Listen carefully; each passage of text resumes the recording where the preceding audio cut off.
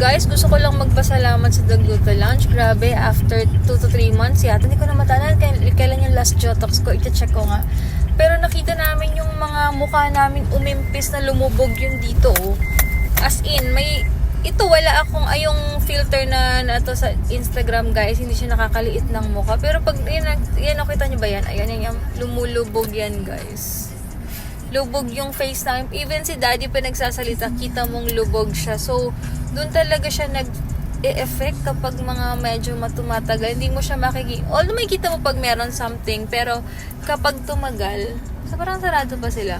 Pag tumagal, medyo, may lumulubog talaga. Ang galing lang. Jotox is bagong favorite ko na yun. Magpapaganyan siguro ko every 6 months. 6 months pa 1 year yung Jotox ko.